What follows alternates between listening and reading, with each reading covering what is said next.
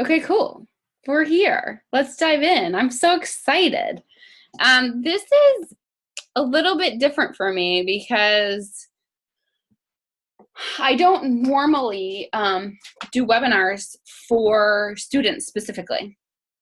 But I've been really feeling kind of called to do that more and more over the last few years, as I've just ended up working with more and more students, both teens, kind of some younger sort of preteen, and then, young adults, people in college.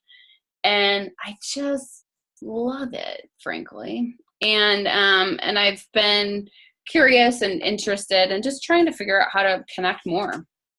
And since we're like in August and school's about to ramp up, I figured why not throw this out here, see who shows up, have a conversation. We're going to do like a little workshop style thing right now. And just see what comes of it. And then we'll share this recording and I really want this to be a conversation. So do locate that mute button. Let me dive in. Let me give you a little bit of background and then we'll go from there. So,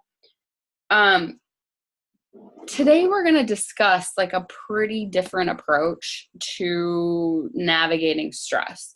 And I like to call it like a natural way, naturally navigating stress that frankly, in my experience, leaves you with a greater capacity for getting things done and having more peace of mind in the process, or more fun, or more creativity. You kind of get more well-being as a result of this, at the same time that you get less stress and less anxiety. I can remember being in like 7th grade or middle school sometime, and just lying awake, freaking out about all the stuff that I was going to have to do in college and all the stuff that I was going to have to do in high school. And I did not know that that was anxiety. I didn't know. It was like in my 30s before I finally realized that I didn't have to live like that. And it just looked normal to me. So as part of that sort of anxiety that was just running under the surface, I had a tendency to procrastinate. I would think really hard about stuff and want to make it like absolutely perfect. And so either I wouldn't start the thing, or I would start it like right up until the last minute, or I wouldn't finish it, or I would finish it at the last minute. It was really funny. One of my friends from college, I'd been doing this coaching thing for years, and I was just starting to like kind of, I was in the productivity space and I was helping people with procrastination a little bit. And one of my friends from college, she goes, Julia, isn't that so weird that you're the one that coaches people on procrastination and productivity when like it took you so long to do anything? And I was like, yeah, it kind of makes sense to me though, because I can completely relate.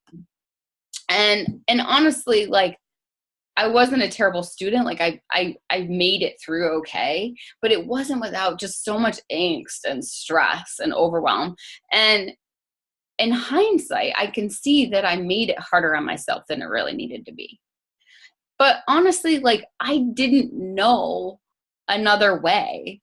And I didn't even know that there could be another way. So in my 20s, I started to get curious, like maybe there is another way that I could be doing things. So I really dove into the world of kind of self-development. I took a lot of classes and I read a lot of books, and I eventually, hired coaches and then got trained as a coach in my late 20s. And I learned all sorts of techniques to better manage the anxiety and the stress in order to get more done. And a lot of what I learned was really useful. But here was the rub. Like, no matter what I did, it was like I still had to cope with that part of myself. I still had to cope with stress and cope with anxiety. It wasn't like I could like eliminate it entirely or like that it wasn't there anymore. It was just like, it was there. And then these are the things that I learned how to use to deal with the thing being there. And probably it was my early 30s that I just resigned myself to that fact. I remember just slowly like, okay, like I'm just going to be like this. This is just how my life is. Like I'm going to be a little procrastinator and I'm going to, it's just going to take me time to do stuff and I'm going to be anxious about it and I'm going to be stressed about it. And that's just how I am. And I would say, on some level that was useful, but it was really kind of more like a disillusionment with with with self-help and just a stepping back from it. And that's just where it was. And I found great help in the world of coaching and was working with clients in that way. And then it was just maybe like 4 or 5 years ago that I stumbled upon, and truly stumbled upon is is accurate. I actually resisted this whole other understanding that is out there that I'd never heard of and that I didn't know anything about. And I was like, not for me. I don't want to deal. I've done it. I'm over it. And it just kept coming up and it kept coming up. And so I started reading about it, and my life started to change without me doing anything. And then it started seeping into my clients, into my work with my clients, and their lives started to change in really interesting ways that we weren't working on. And so then I thought, okay, there really has to be something to this. So I have really been studying and focused there for the last few years and 4 years. And really it's become the kind of fundamental foundation for where I coach from. And this is the alternative way to navigating stress and really navigating life that I don't think that we've been taught so specifically. And this is what I want to share with you today. This is what we're going to do today. So we don't have like a ton of time. I can go like a tiny bit over if we need to, if you have a lot of questions. But I want to save room for your questions. And so really today is going to be just a very broad introduction. We're going to cover like 3 really specific ways that are a little, unconventional, that are pointing to this different understanding. And I'll share resources, free and otherwise, at the end of this if you want to dive into it further. So what we're going to actually specifically cover today is where I want you to walk away with is a shift of perspective on how we get things done. That there isn't only just one way. And I want you to see that there is this natural way of quieting your mind without actually quieting your mind, without actually managing having to quiet your mind. And then I also want you to walk away with today just a clearer understanding, a clearer connection to insight, your own capacity for insight, for taking inspired action, for resiliency. And we'll get into all of those. So I just want to start out by getting a sense of where you are, or you getting a sense where you are too. So I'd love to just have you take a minute, and if you've got paper handy, cool. Rather than write, I mean, you can write if you really want, but rather than write, I'd love for you to just draw for me an image of what stress feels like in your life, or anxiety or overwhelm. Like, how does that show up in your space? It could be very abstract. It could be very literal. Like, just give it a minute. And I'm going to get some water.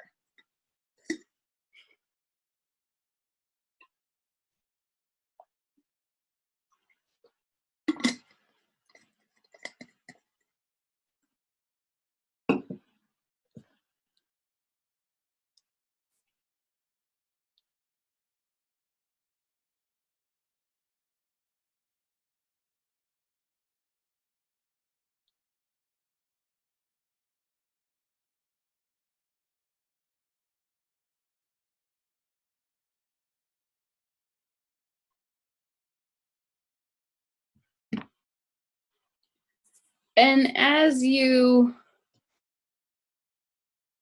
have something to share, again, I'm not giving you a ton of time with this, I know. Feel free to unmute yourself or even show us if you're on video. Just whatever is occurring to you, whatever is showing up for you. What does stress look like for you?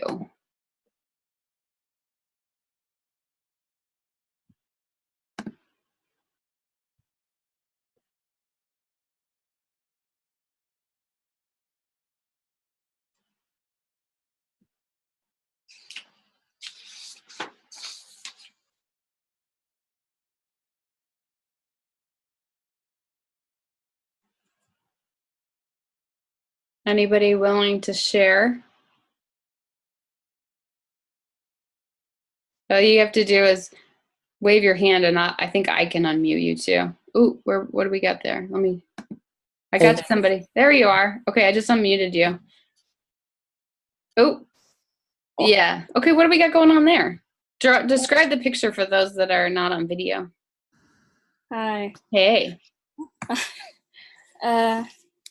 It's like kind of like filling in a box and everything's closing in, pretty much. Ooh. I see some heads moving. Ooh, I think I might have just unmuted everyone. I know. So so it feels like you're in a box. So she's got a picture of herself in this box. And can I show that again? There look like some swirly things going on. Oh, so that's all the stuff that's like closing in on you. Mm-hmm. Yeah. That's really good. That's really, like, I can feel that. Yeah, great. Thank you for sharing. Does anyone else have anything to share? There's somebody that unmuted themselves. You can go ahead and do that again. Claire? We can't hear you if you unmuted. Hi. We can't hear you.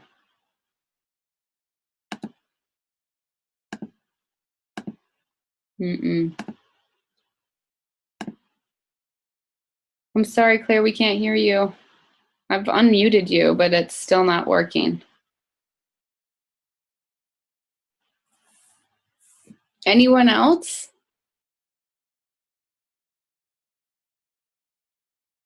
Oh, what do we got over here? Jeannie. I'm unmuting you, Jeannie. Hi. Okay. Hi. Can you see the picture? So I see a face with like crazy hair and like a surprised look on their face.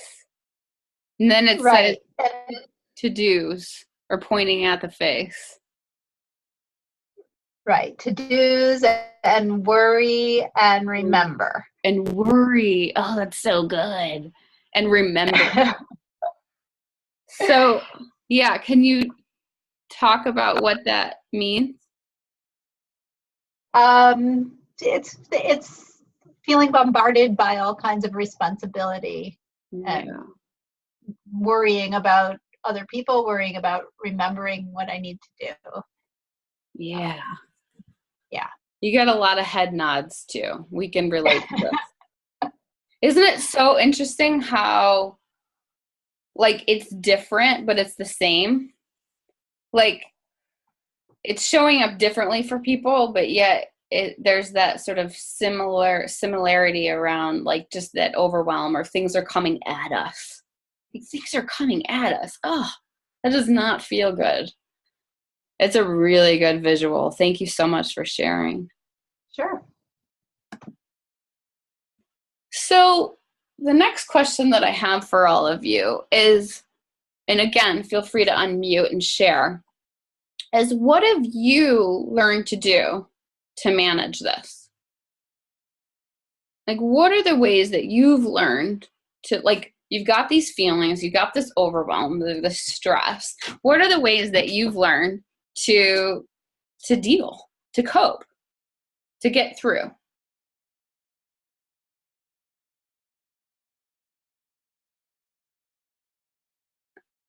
And remember to unmute if you've got something.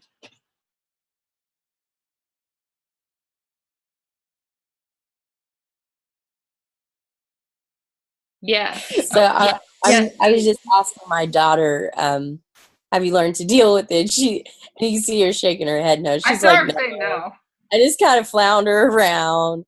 That's the auditory going on over here. Okay. So your daughter was like, no, like, I don't really know how to deal.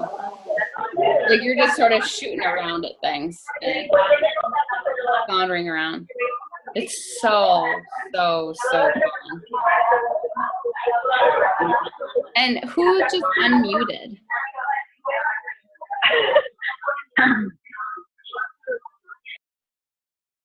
I think it's me.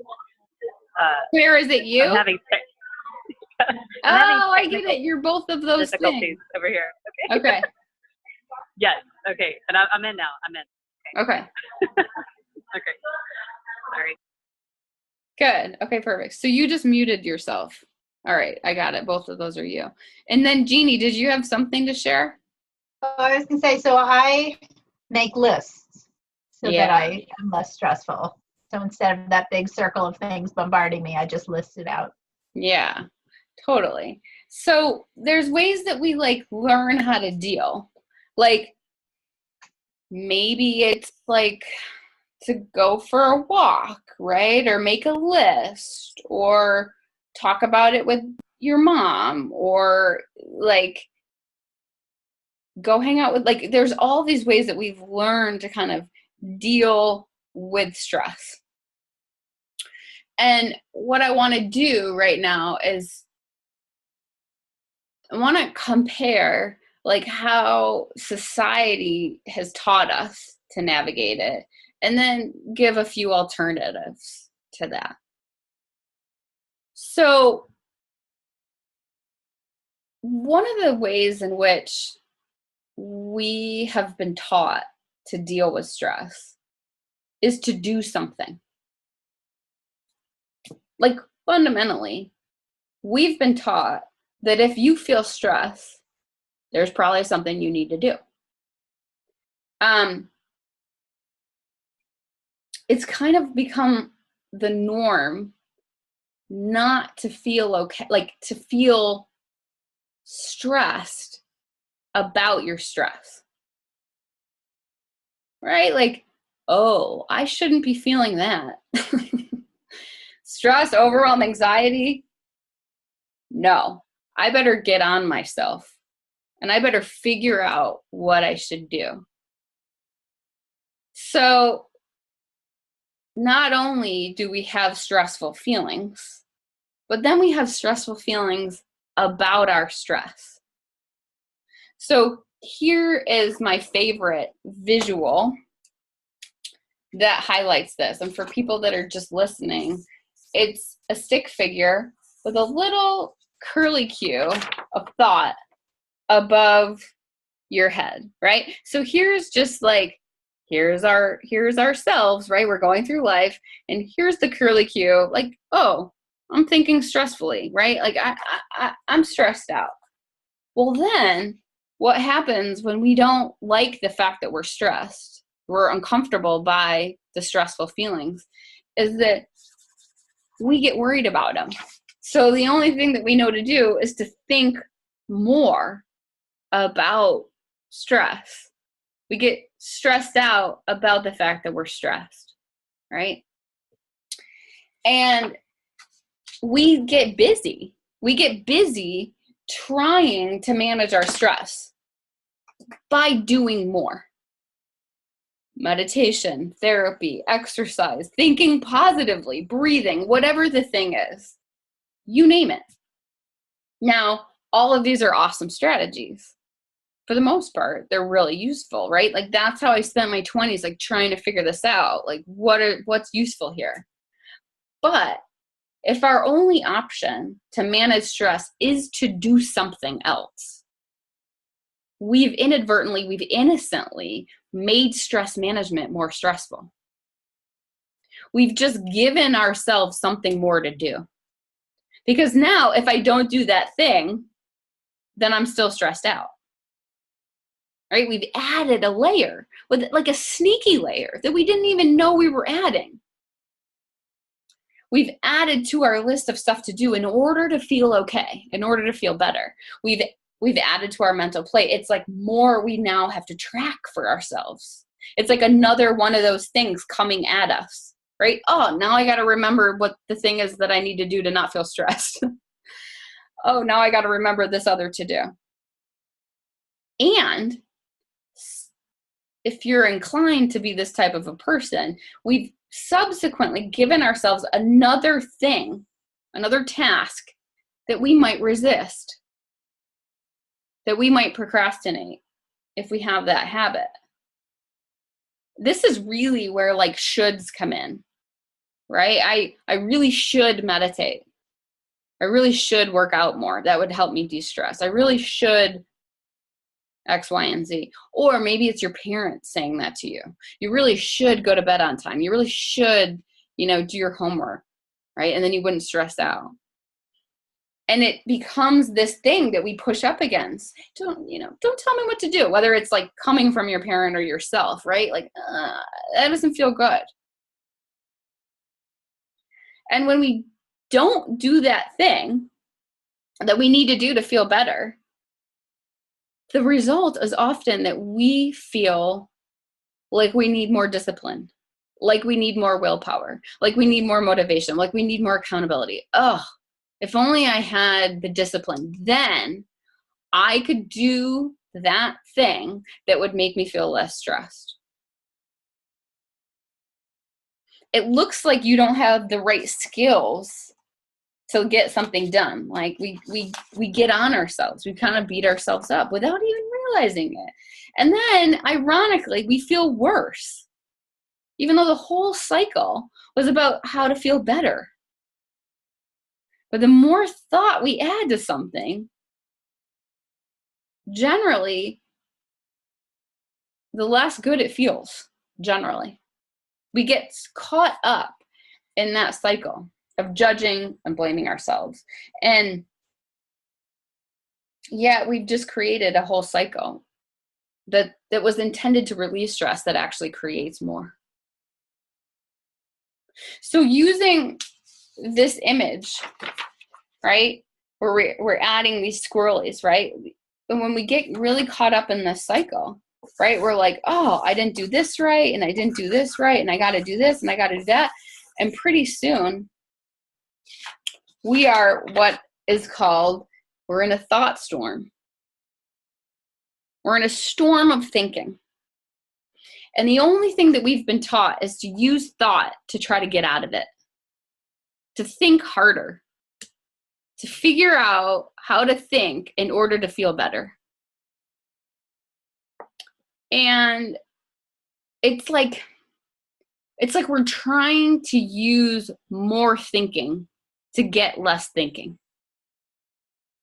It's like we're trying to quiet our mind down by adding thought to it, by thinking harder about it.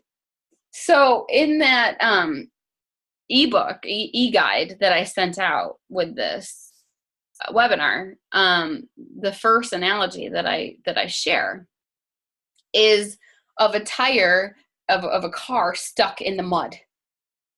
And our sort of initial reaction is to press on the gas, right?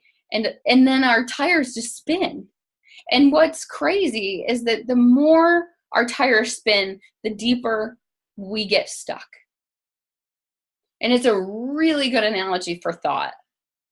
Because the more thought that we add to our plate, I got to do this to feel better, I got to manage this to feel better, the deeper we get stuck, right? The more we get caught in this thought storm.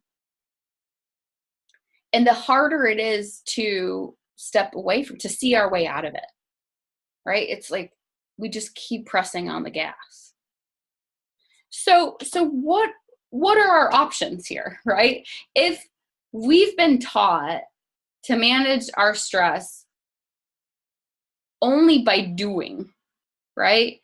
That in like, if we do it, then we've managed stress. But if we don't do it, then we haven't managed stress, right? Like we've set up that dichotomy for ourselves. Is there another way? Is there another option? How else can we navigate stress without creating more stress? This is the question. And yes, this webinar is for students in school, and it's for everyone. It's for parents. It's for the people that support students, and it's for you, your parents in your own lives, right? And it's for students outside of school.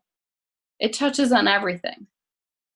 So I want to give you 3 ways that we can navigate stress more naturally without actually creating more stress. First one, stop being worried about stress. Now this is a little different. Let me explain what I mean by this. There is a really good TED Talk by Kelly McGonigal, who's a health psychologist, and you probably have, some of you have seen this or heard this. I will put the link in the when I send out the recording. It's really good. It's maybe 12, 15 minutes long. And she did a bunch of research on the impact of stress in our health. And one of my favorite quotes, I will read you right from her talk. She says that the conclusion was that people who experienced a lot of stress but did not view stress as harmful were no more likely to have a negative response to stress. In fact, they had the lowest risk of a negative response of anyone in the study, including those people that had relatively little stress. So how you're interpreting stress, right? The meaning we give stress has a huge impact on how stress impacts us. There was another study conducted at Harvard, and they took a group of people who were studying for the GRE, the test to get into graduate school, which is a pretty intense test. And they split these people up into 3 groups. And they said, group 1, stress is an issue.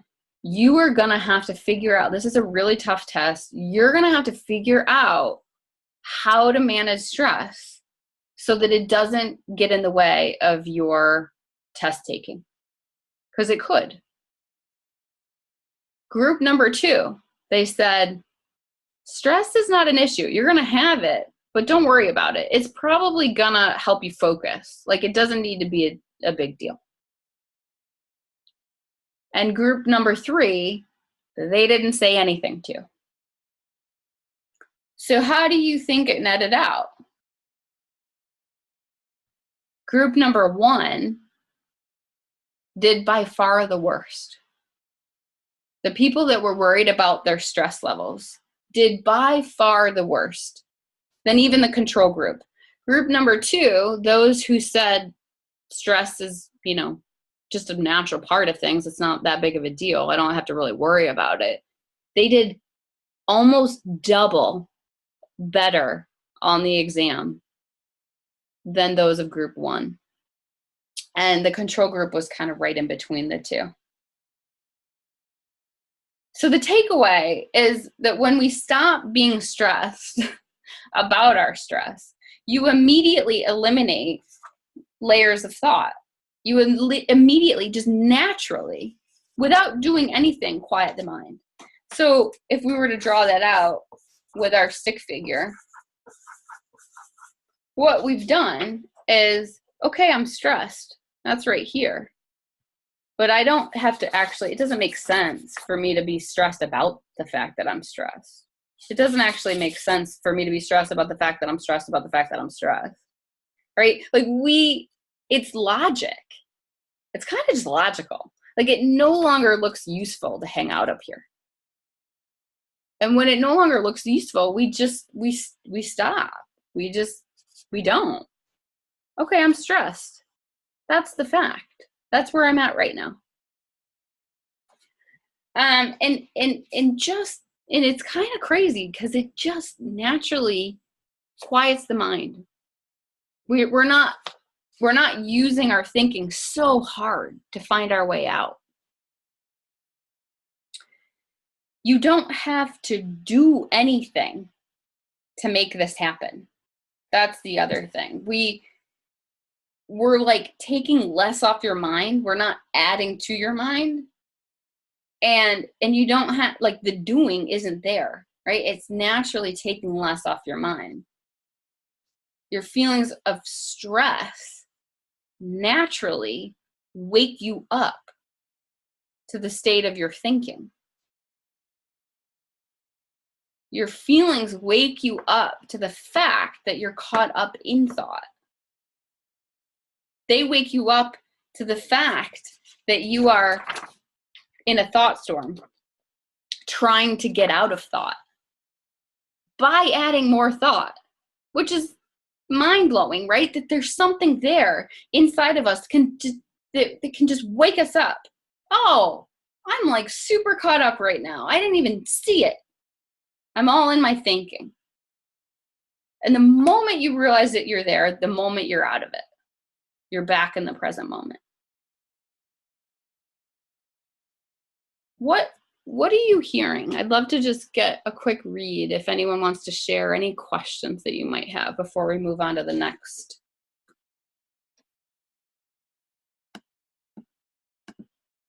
I could definitely use an example over here on how that would happen specifically with school or with a class or with, just kind of an example of how it relates to school.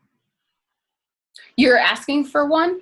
Yes. Oh, okay, cool. Yeah, exactly. Perfect. So,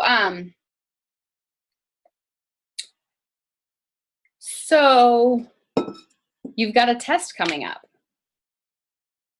or a project that's due, and you're freaking out about it. And then not only are you freaking out about it, you're freaking out about the fact that you're freaking out. And not only that, all of your friends are freaking out about the test. And so it looks super normal. It looks super like what you're supposed to do. It looks like the thing to do is to freak out. It looks like that's helping you. It's very sneaky because it looks like you're prepping for the test in some ways by freaking out. It looks like it's helping you get more done with it. Not always, but that can definitely be there. And what I'm offering is that when you see you're just freaking out about a test, you don't have to worry about the fact that you're okay. Like, that's what I'm gonna do. I'm freaking out about it in this moment. In the next moment, I might not be. And it just eliminates all that extra thought around it. It eliminates buying into how your friends are feeling about it. It eliminates buying into how your teachers are feeling about it or your parents are feeling about it. And it gets you back to where you're actually most productive. It gets you back to your center, where you're not trying to run everything from up here. We'll get into that even a little bit more. Yeah. Let me unmute you, Lila.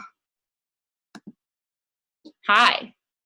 Hi, my name is Leala Zimmerman. Leala. I'm a student support coordinator, so I work with high school students Cool. who stress out a lot. Yeah. And was an adjunct at a college who worked with students, especially coming in out of the high school, who still had those feelings of being stressed out about testing and about homework and about the demands. And especially I'm in a career center, so the students that I work with work evenings outside of their school during the day. Okay.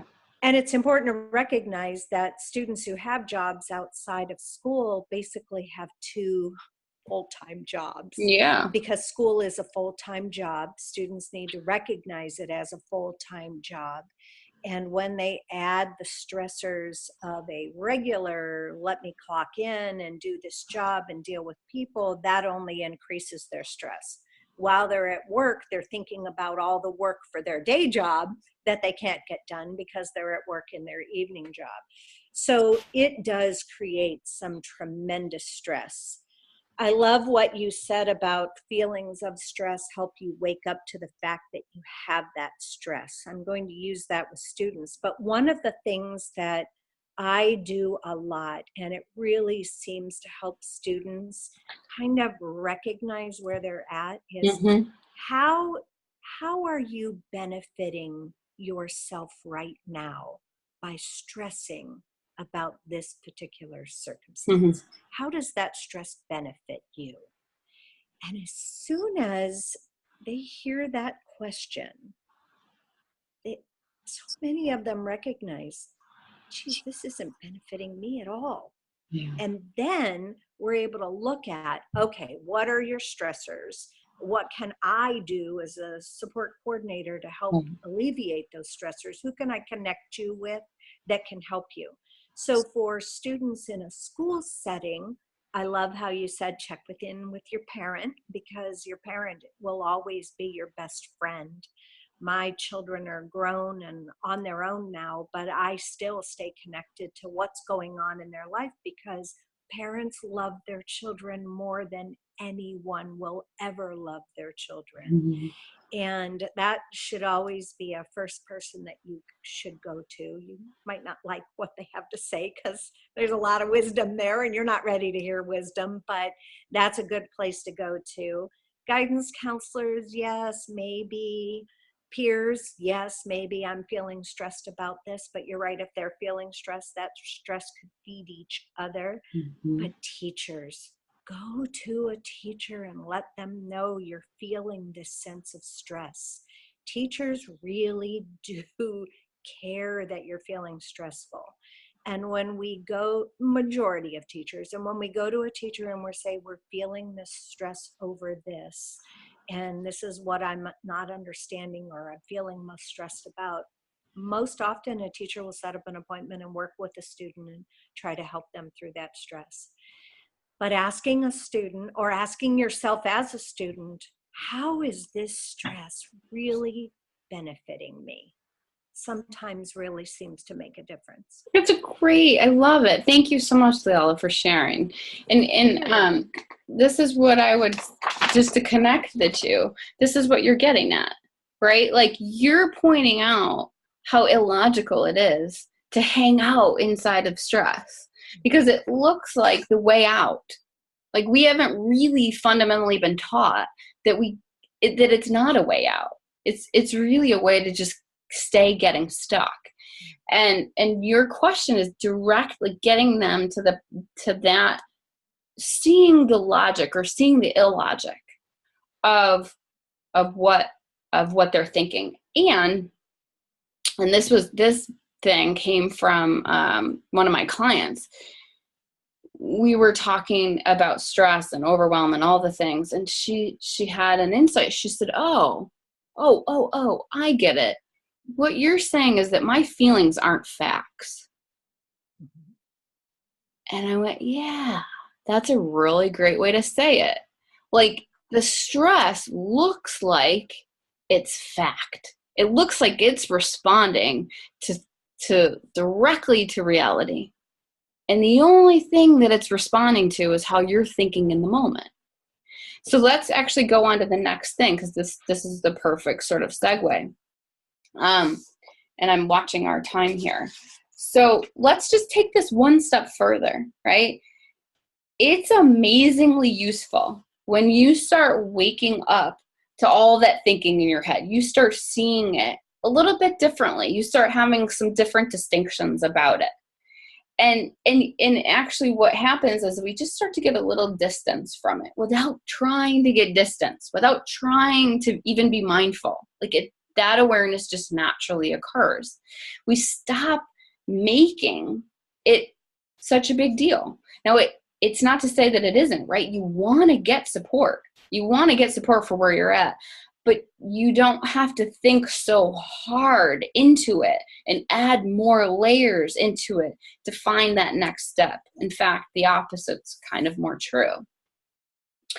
It's really even more useful to see, and this is very different than what we've been taught, but to see where your thoughts and feelings are coming from, where the feelings of stress and overwhelm are coming from. So here's the second way that you can navigate stress without creating more stress far, far more naturally, far more easily. And that is to notice that feelings come from thought and not circumstance. Notice that feelings come from thought and not circumstance. Now, this one takes a minute. This one took me more than a minute. The more and the deeper, we really have to see this insightfully for ourselves. And the implications are massive.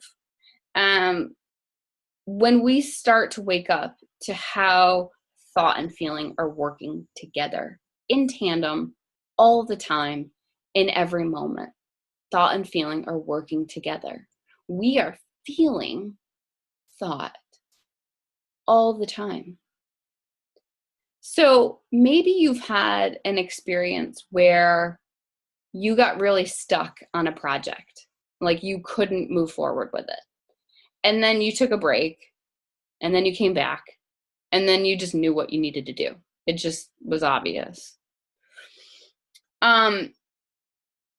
What changed there?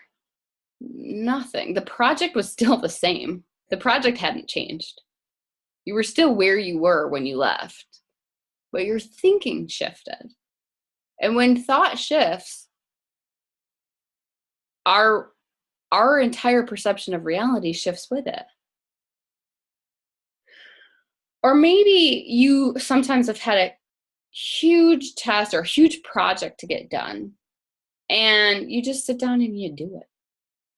Or sometimes you have a huge project to get done and you think it to death. You worry about it and you stress about it and you wonder how you're going to do it and you try to figure out how you're going to do it, and then you avoid it because it's so much overwhelming thought. You don't want to have anything to do with it. So you go and you hang out with friends, or you play video games or whatever, or you watch TV or whatever the thing, because it is too much to think about how to do that project, right? So what I want you to notice is that you're feeling, you're thinking. The project can't be giving you that feeling because sometimes you have a totally different reaction to it. Thought is, our thinking is always involved 100% of the time. And there is so much utility in seeing that. I'm planting seeds here, but you're going to go out in life and you're going to have your own experiences, and you're going to notice what you notice. You're going to notice, oh, okay, I'm actually not reacting to the test right now. I'm not reacting to the project right now. I'm reacting to my thinking about the project. Whether or not we're conscious of it, we are feeling our thinking 100% of the time and nothing else. Like another example would be like when your friends say something stupid to you. And sometimes you're like super annoyed by it. You're like, why are they being dumb? Right? And then sometimes you don't even care. You're like, she's just being dumb. And then sometimes you're like, not just annoyed, you're mad. Like, why is she saying that? Or then sometimes you're like, she is funny. Like, she's just saying stupid stuff. Why is she so funny? Right? Like, it's not to say that your friend isn't being dumb. It's to say that how you are going to interpret her or them is 100% coming from where you're at in any moment. It doesn't say that that behavior is okay, right? We're not like giving permission. We have to take responsibility. But it's another really, really good example that we aren't feeling circumstance. We're feeling thought about circumstance. And it is a wildly useful distinction. Yes. Can you hear me? Yeah. Okay.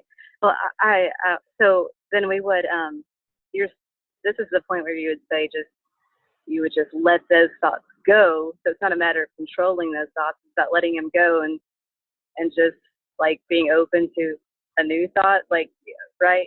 Is this where that would come in? I love that question, Claire. So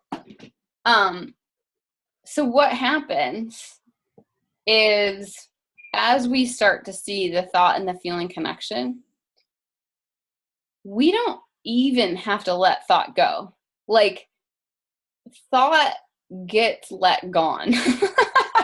Like, there's no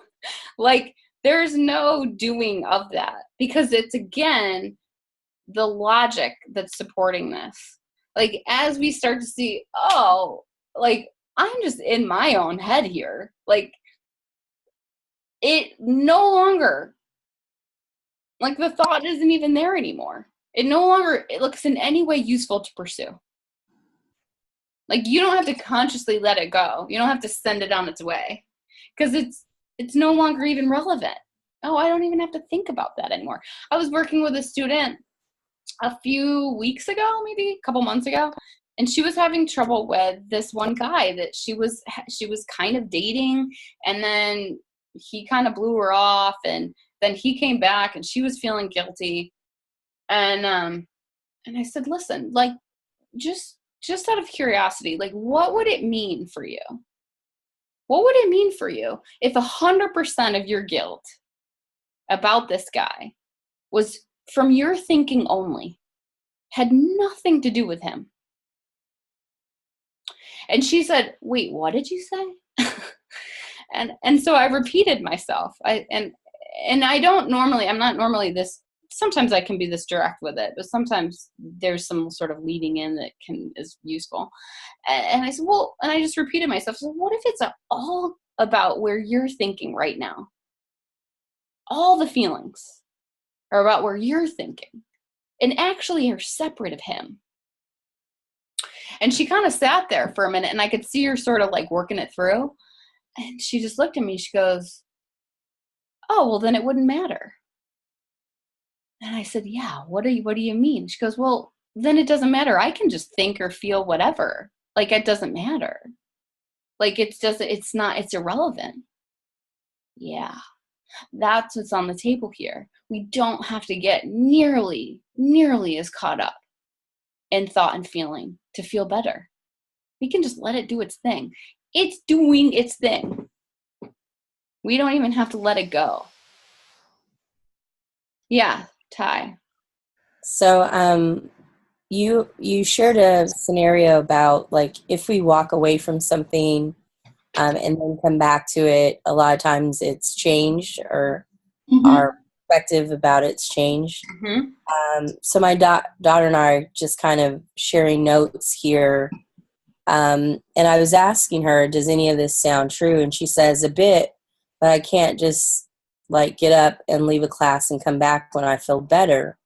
And even though I know that that's not what you were suggesting. Yeah. No, it's good. But the reason why I'm asking is because, for someone like her who is a student sitting in class, having feelings about something or feeling stressed about something, what is a tool, or can you bring what you're saying home for that type of situation? Yeah. It's a really good question. So it looked like in that scenario, and this is why this is such a good question. It looked like in that scenario, the getting up was what helped. It looked like the getting up was the tool. It looked like the getting up was the strategy, right? Like, oh, okay, I just need to get up. I need to take a break. And sometimes that's true. And sometimes it's not at all. the point is that thought's shifting all the time, in every moment, and our feelings right along with it.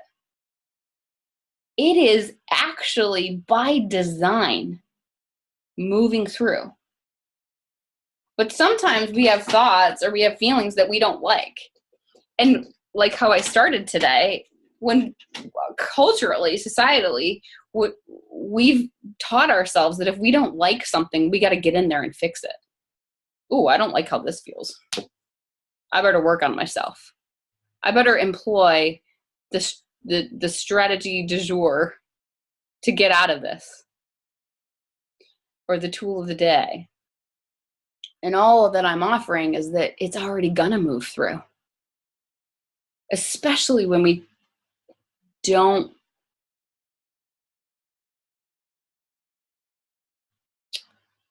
grip it so hard. Ooh, like, I don't like this class. Boy, I'd like to leave this class.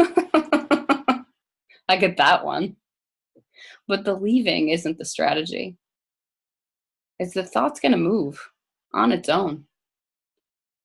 And as our mind settles, right, on its own, we have different feelings.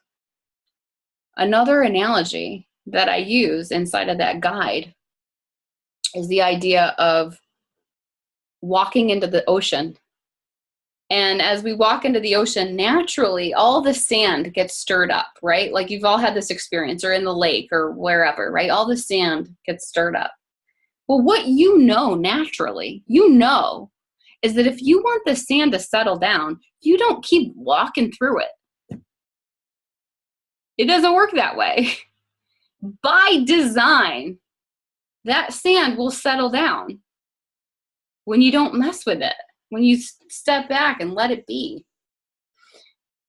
It's the same with thought.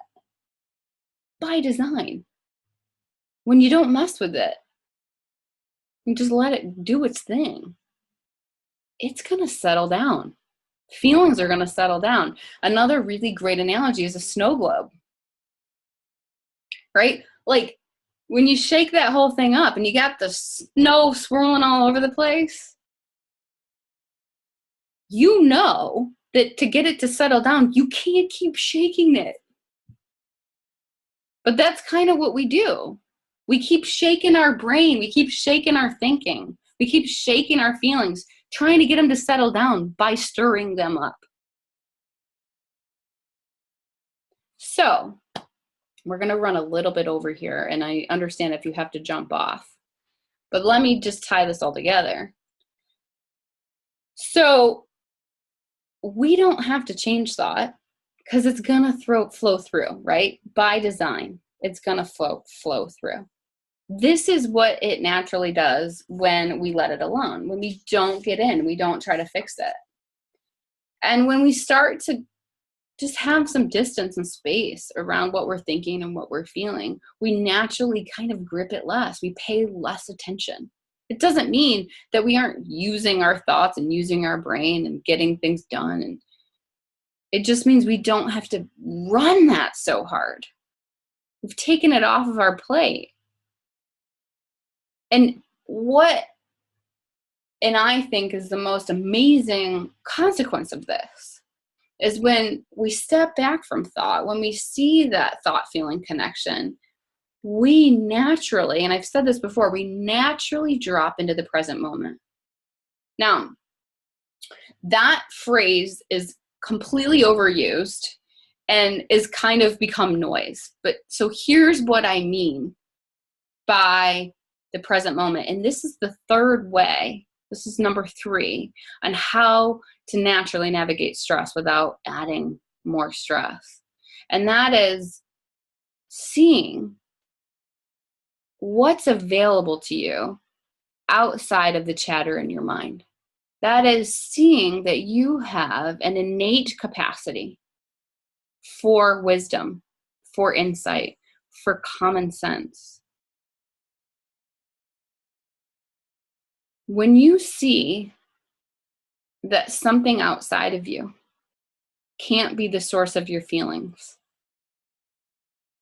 You automatically drop into the present moment. It clears out all that extra thinking. It doesn't look logical to pursue anymore. When you wake up that you're in a thought storm, it automatically doesn't look logical to stay there. You drop into the present moment.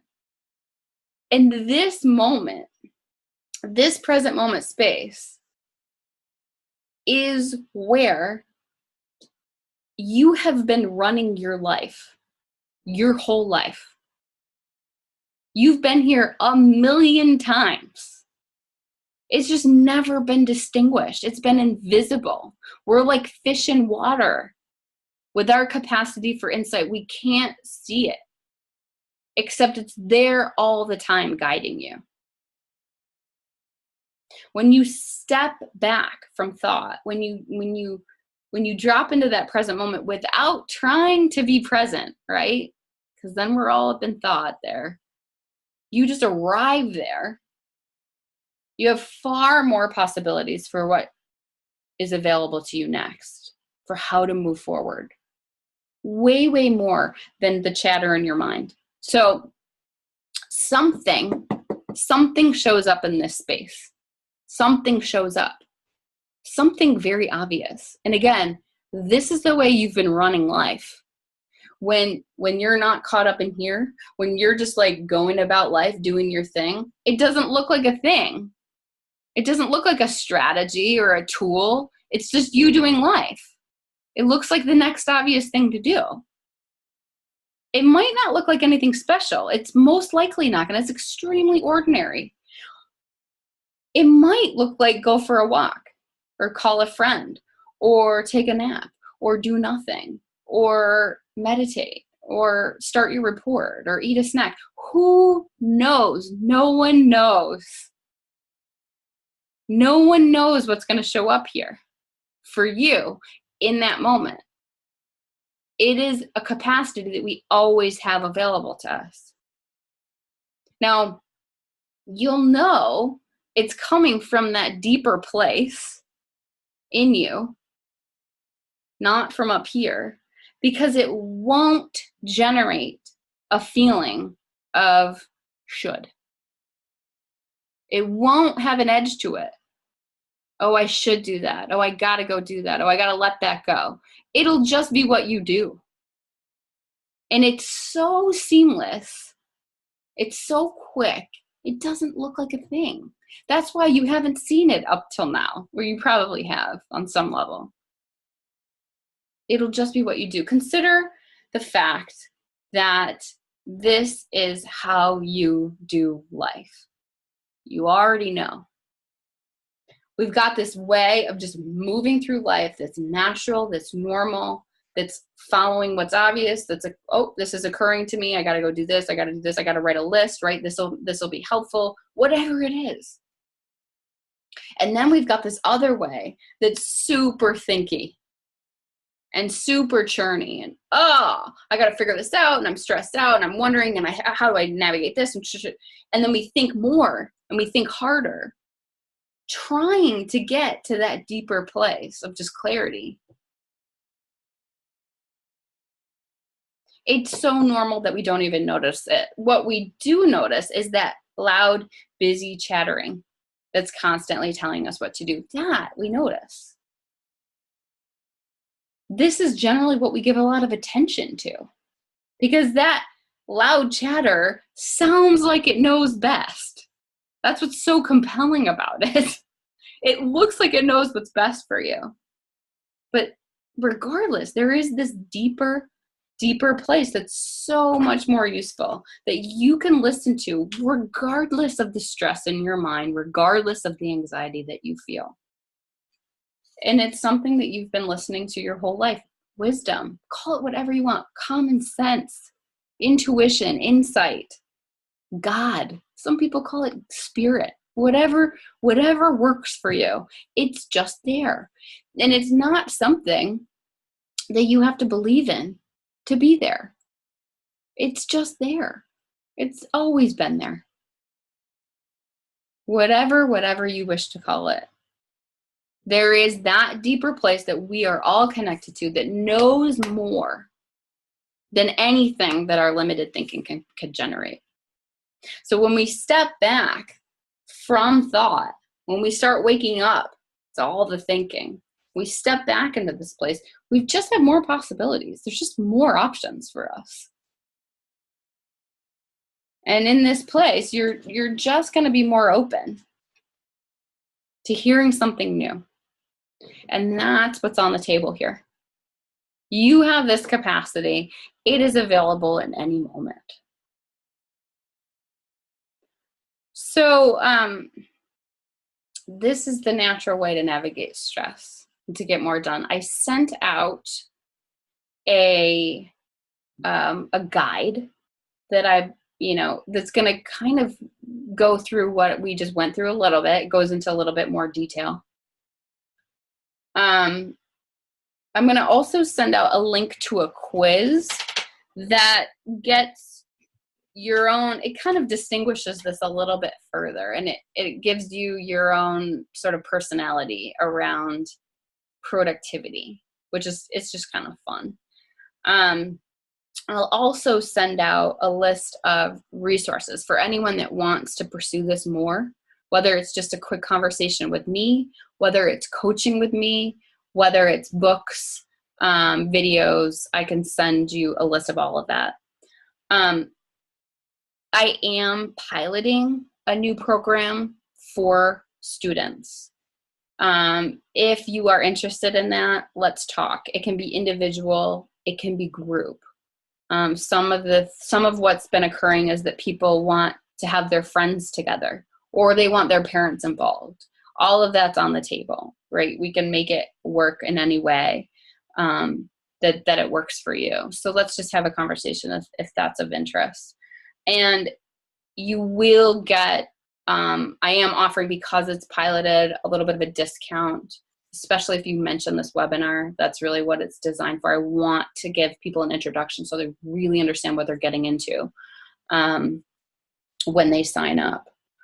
So I'm glad to I want to pause here, and I really want to hear your questions. I really want to hear what you're walking away with here. What's showing up for you? Liala, let me unmute you. Yes. I need to go meet my daughter at the neonatal specialist in a moment. I needed to leave around 2, but I just wanted to say how much I really appreciated you offering this webinar and the difference that you make in the lives of people. I've been following you for a little while now, and actually a couple of years, and I recommend you all the time. And I really appreciate that you're moving in the direction that can help support students, because students do sometimes feel alone out there, and it's nice that they have an objective perspective that can help them look at life just a little bit differently. So thank you for what you're doing, and I apologize that I have to go. I'd love to listen to the questions and the responses from others, but unfortunately I'll send out a recording so you can get you can listen to the tail end of that. And I really appreciate your presence. And the teenager in here who's in this webinar, you rock. She does. All right. Thank you. Briella. Bye. Appreciate it. Anyone else? Any other comments or questions? Just say it. Hi again. So I kind of took away letting yourself kind of take a moment to kind of just breathe, allows you to kind of allows your thoughts to rearrange themselves into a more practical way. Yeah. I couldn't have said it better. You should have just taught this whole thing. Rearranging your thoughts in a more practical way is extremely astute. Is a very, very good way of saying this. Thank you. Thanks for sharing that, and really thanks for participating today. You're welcome. It's great. What else did people hear, or any other takeaways or questions? Hey, Claire. Basically, Hi. I think like we're basically okay, but we just kind of create. I mean, a lot of the stress is internal from our thoughts and our worries about being our worried thoughts about being stressed, and but basically we're okay. And like she said, you let your thoughts settle, and then I like that, let your thoughts settle and then kind of rearrange themselves, you know, in a more natural and productive way, you know, that basically comes from our natural energy. I don't know. Yeah. But yeah, but I think basically, like, you know, we're okay and we're going to be okay, and this test is, you know, school is, it's going to happen, and we're going to get through it. And I don't know, it was any of that. Yeah, so It makes perfect sense to me. yeah, There's some head nodding too. So yes, you're resonating. okay. Thank you, Claire. It's good to see you. Any other comments or thoughts or questions? No, 3, 2, 1. All right. So you said that like external like sources of like stress, like our friends and teachers or parents, like kind of like feeling stress can sometimes create stress. How do you like kind of block that off, especially since like we're surrounded by people like all the time? Right. It's so huge. It's like it.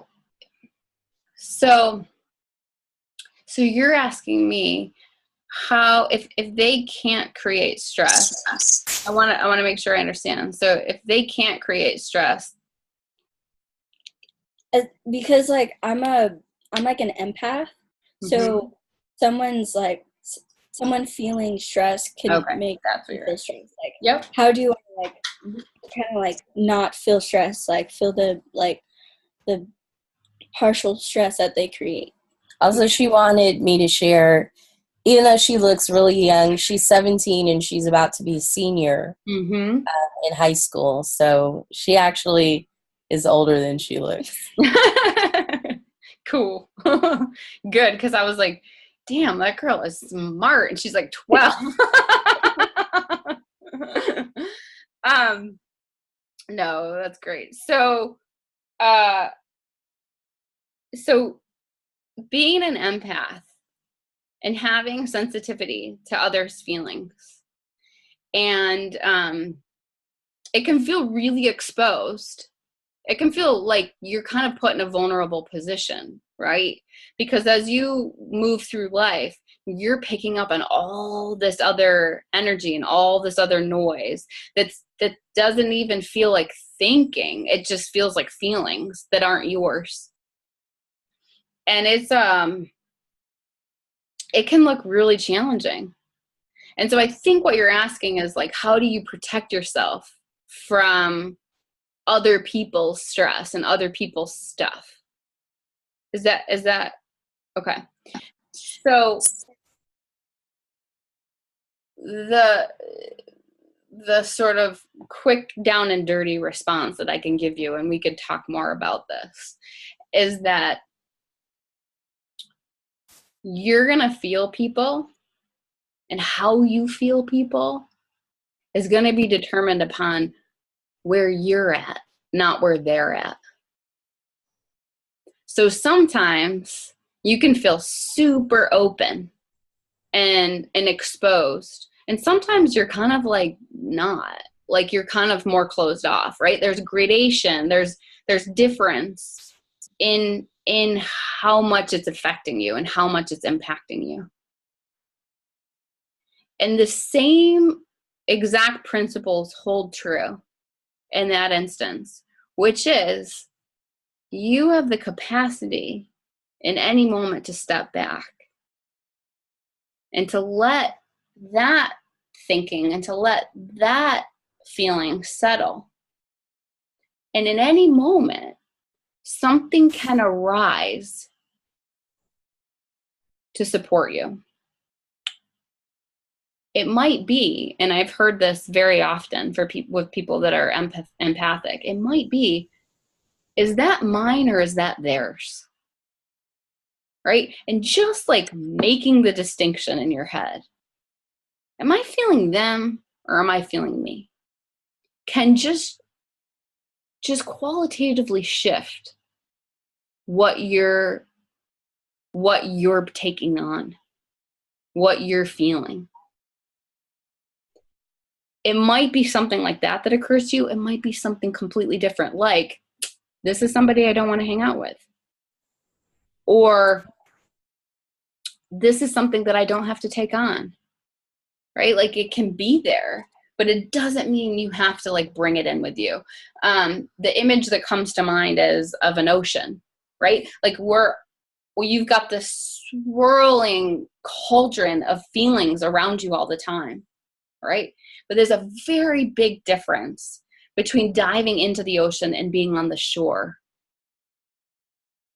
watching it. Okay? Does that make sense? Yeah, definitely. Okay. That's a really good question. Yeah, thank you.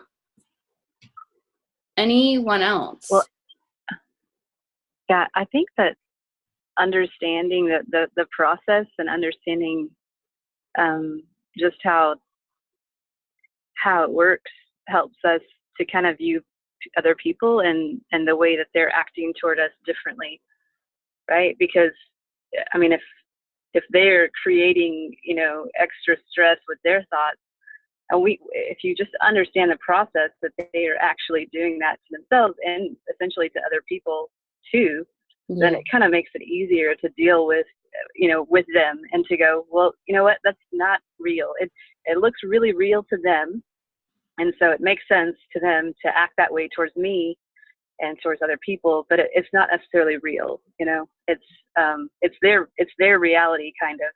Yeah. Living from that, but I don't have to buy into that reality because it's not actually real. That's really well said, right? So this same process works for everyone, right? We're always feeling our thinking, and other people around us, they're only feeling their thinking. And and so that's why this is so it's so powerful, and there's so many sort of implications from it, because it's a really great point, Claire, because it's another way you can sort of see, oh, okay, this is what's really going on. I mean, we've all had that experience where we're like, what reality is that person in? Like, what are they thinking? Because it's not where I'm standing, right? And it's not, because we do the same thing, right? We get caught up in our own thinking. So it's not without compassion. You know, it's not to say like, you know, they're crazy and we're not. We're all crazy. We all do it. And there's a little bit more distance that can be gained when we see how it's really working. It's a really good point. Any other questions or comments or thoughts?